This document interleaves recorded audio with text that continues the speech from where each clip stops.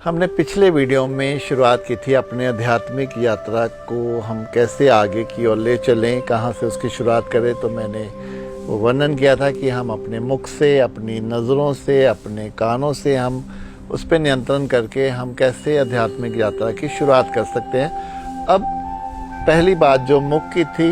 वहाँ मैं कहूँगा कि मुख को हम जितना बंद भी रख सकें उतना ही हमारे लिए अच्छा है, क्योंकि हम जो भी शब्द बोलते हैं हम 90% वो शब्द फालतू में बोलते हैं जिनकी ज़रूरत नहीं होती, लेकिन हमारी आदत होती है बोलने की, तो हम बोलते ही चले जाते हैं। कुछ हमारे भीतर ही होता है कि हम अपनी पहचान, हम कुछ हैं जो दूसरों को बताएं, और इसी को बताने के चक्कर में हम कहीं ना कहीं इतने गलत शब्द बोल जाते हैं कि उसका पश्चाताप हमें ही होता है और हमें ही ये आत्मग्लानि होती है कि मैंने ये क्यों बोला। इसीलिए सबसे ज़रूरी है आध्यात्मिक यात्रा में जब हम मौन को धारण करना शुरू कर देते हैं,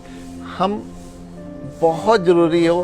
तभी हम बोलते हैं, नहीं तो हम चुप रहना पसंद करते हैं। और यकीन मानिए हमारे भीतर जो हम अपने से बात करते रहते हैं, हमें खलबली रहती है कि हम दूसरों को ये बोले।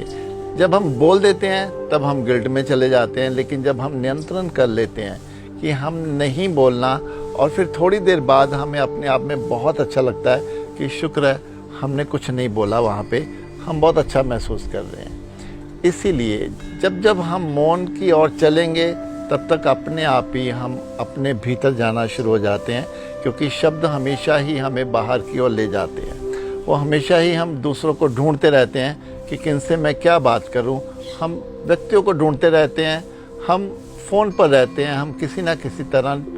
हमें ये लगता है कि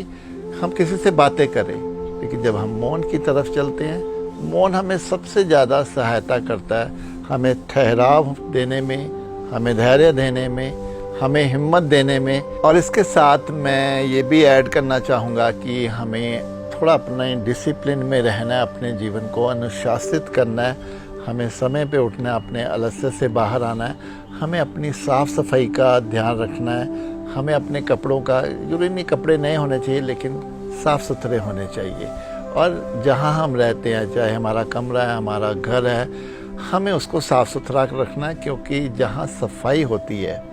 वहाँ पर हमें भी अच्छा लगता है, वहीं पर ईश्वर का वास भी होता है। तो यहाँ से हम फिर आगे की ओर बढ़ते हैं। तो एक हमें अपने मौन को, एक अपने अनुशासन को, अपनी साफ़ सफाई को हमने प्रेफरेंस देनी है,